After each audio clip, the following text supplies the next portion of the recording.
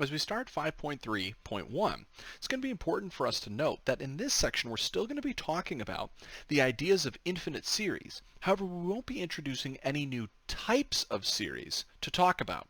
Rather, we're going to be looking at some interesting facts about infinite series and when they might converge and diverge. So we'll start here with this opening theorem, which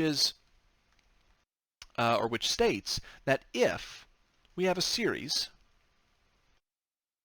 that maybe looks like this. We'll say it's a series with an a sub n. N starts at 1 and maybe goes off to infinity. We will be able to say that this is convergent, or if this series is already known to be convergent, then we can conclude something. So again, notice again this contractual sort of language. We have this if. If you can demonstrate to me what's at the front here, then you can reach a conclusion at the end. Well, this tells us that if a series is going to converge, then when I do the limit of the a sub n on the inside, that must be equal to 0. So if an addition problem is going to add up to something, then the things that I'm adding have to get closer and closer and closer to 0. So this highlights immediately that there's going to be a big importance between distinguishing between the series of a sub n and a sub n itself. The series is the addition, a sub n just happens to be the numbers within the list. So this is kind of an interesting statement here, and we're going to go ahead and try to prove it. Let's see what we have. I'm going to start by actually just saying, let's take a look at S sub n, my partial sums. Okay? If S sub n here is going to be equal to the sum of the first n items out of our series here. Notice I'm just going to change my value here to I, just so I can put n up at the top. But if this is the nth partial sum of the series that I have here, then I can easily go ahead and see the following. I can say that clearly, if I wanted to find S number n, that would be equal to a number 1 plus a number 2 plus a number 3, and on and on and on until I got to a number n. And I could also state that if I was interested in finding S number n minus 1, that would be like adding up items out of here until I hit n minus 1th, or the n minus 1th item. So notice that would look almost identical, except that it would stop short of hitting an. And so with this, I can clearly state that if I was to take S sub n and subtract from it all the stuff in S sub n minus 1, notice I'd be taking all of this and minusing an a1, minusing an a2, minusing an a3, minusing everything. Except I wouldn't be able to subtract this an since it doesn't exist over here. And so this clearly then is going to be equal to an. Now, we know a couple other things that we can establish. Again, what we're working with here is saying, let's pretend that I already have a convergent series. Can I convince us that the limit of the inside sequence would have to be 0? So if we assume that our series here converges, then what we know is that when I do my limit as n goes to infinity of S sub n, that has to be equal to something. We'll say that it's equal to S, right? There's some value there that it's got to be equal to. However, we could also say that my partial sum of S minus 1 also has to have a limit that is going towards S, since it's the same numbers in the addition problem, just always one less.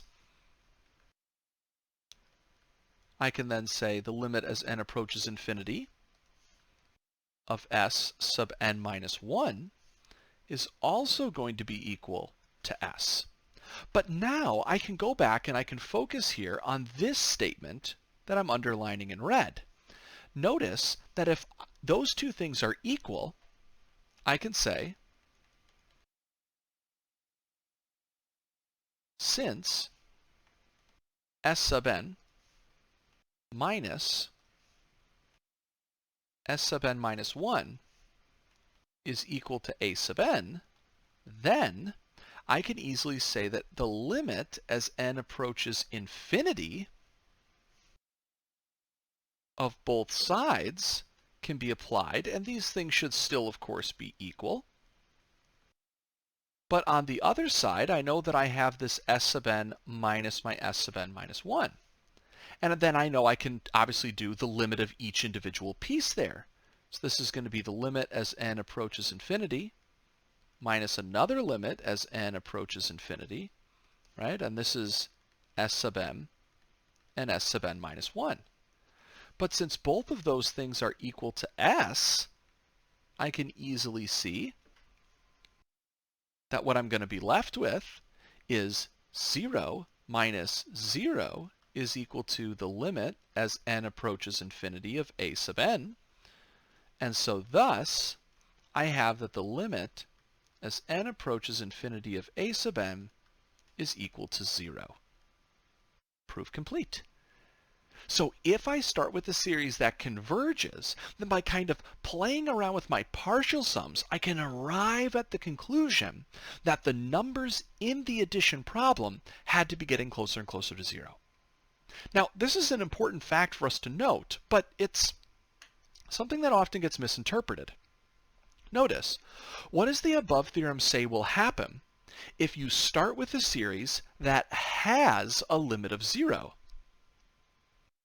Well, the theorem says nothing about that, right? This doesn't say if you have a limit of a sub n equaling 0, then the a sub n series will be convergent. I have to be very careful again.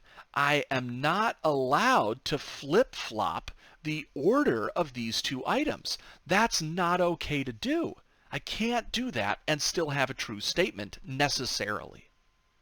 So what we see here is that this limit of a sub n equaling 0 operates as what we would call a necessary condition for a series to converge, but not a sufficient condition. So it's important, if a series is going to converge, this has to be true, but it's not necessarily the only thing that needs to be true. I often compare this to like if, somebody wants to go get a driver's license. There's a couple things that have to be true. You have to be at least 16 years old, but that's not the only requirement, right? If I, had just turned 16 and I show up at the DMV looking for my license, they're just not going to give me one. That's not the only thing I need. I also might need to have a certain number of driving hours, maybe have gone through a driving school, right? I need to make sure that I pass the driving exam. There's a whole bunch of other factors. So in the same way, to have a convergent series, this theorem shows us that this is necessary, but it's not the only thing that's necessary. However, if you think about the driving example again, if I showed up to the DMV and I was under 16 years of age, is there any chance that I'm going to get a driver's license? Even if I pass the exam, can demonstrate that I have tons of hours of drive time, if I don't meet all of the conditions, immediately I know I can't get the driver's license. Well, in the same way here, we can take this statement and create what we call a corollary. A corollary is simply just something that immediately and quickly follows from an important theorem. And it's going to shape up into what we call our test for divergence. Here's what it says.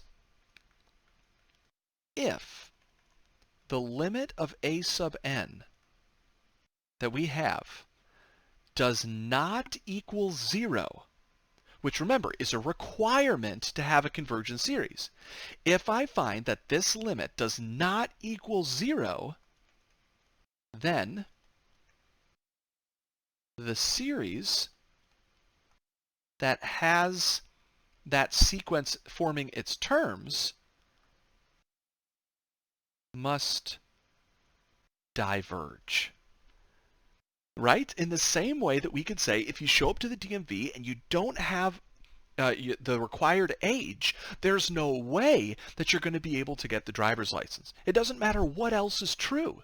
So here, if you fail to have a limit of 0, then automatically you have to be a divergent series. Because in order to converge, you had to have limit 0.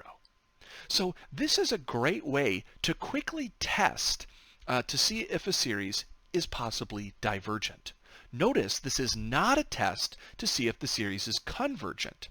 If the limit does come out as 0, remember that's only one of the criteria needed to have a convergent series.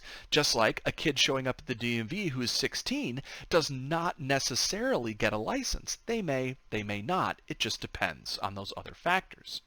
So in the videos to come, we'll take a look at how we can use this test to quickly determine if a series is divergent.